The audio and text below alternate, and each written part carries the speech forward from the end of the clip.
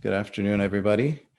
I'm glad to see many of you have come back and joined us for this final day. This is an important day because this is the day that we make some decisions about how to move forward with our efforts to take action here to mitigate racial inequities in post-acute and long-term care. We've had some amazing discussions. We heard from some national leaders on our first day. We've had an interesting and very engaging, I think, set of discussions yesterday about the ways in which we might mitigate inequities within residents and families, also within staff, and finally within leadership.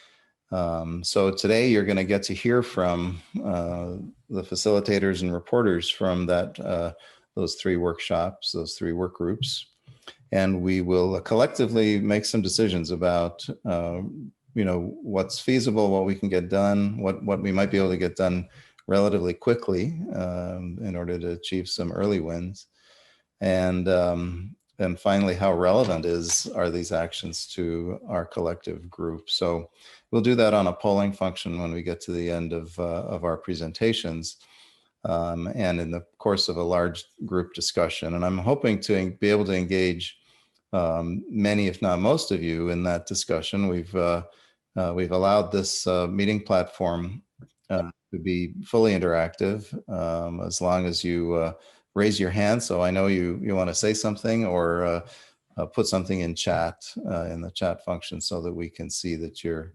interested in making a comment. We can do this. So I'm going to just make a couple of comments for you as we go forward, and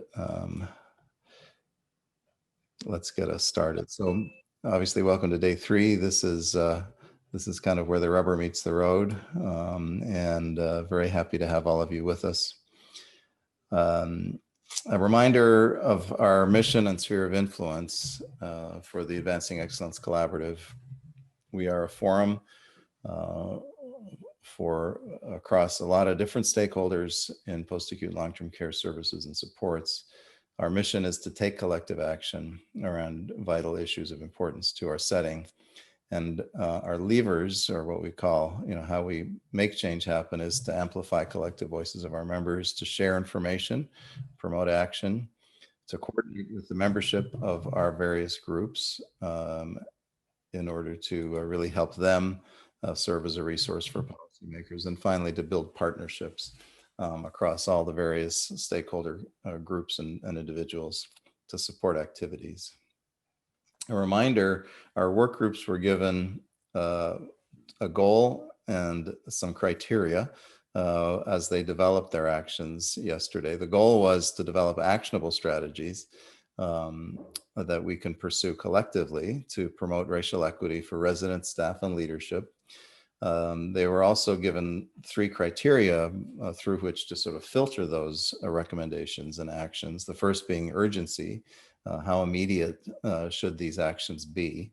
The second being feasibility or capacity or difficulty. And we're going to ask you to select, what are the most easy or what are the most difficult of these actions to take on. Difficulty doesn't mean they shouldn't be done. It just means we're going to have to do more work to build the capacity to make them happen. And then finally, how relevant are they? Some of them are very, very broad and high level, and they may be something that we alone as a setting of care can't take on. But then there are others that are right in the center of our wheelhouse and we really should take on. So that's the relevance question. I'm interested in hearing from all of you on this. The way we'll work it is we'll have each work group will make its presentation. They will engage each other as well as you if you have questions to ask or contributions to make as we go forward. But we'll keep the discussions to about 30 minutes each, 30 to 40 minutes each. We have limited time this afternoon and we want to make sure we cover all of it. So that we're going to have a broader discussion at the end of the 3 presentations. And so you may want to just hold your questions to that until that point. However, as I say, if you have something that you really want to make sure gets covered during a workshop or work group's presentation, go ahead and ask it. And then we'll go into a discussion and polling, and have a sort of a general attempt to wrap our arms around really what should we do first, and how can we go about that. And we'll do that in open discussion, as well as I say, we'll have a couple of polls that we will present to you to make some of these decisions.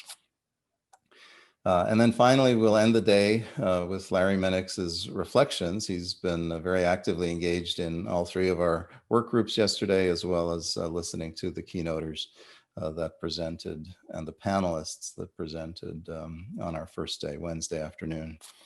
And I'm looking forward really to all of this as we go forward today to wrap this very engaging set of discussions up.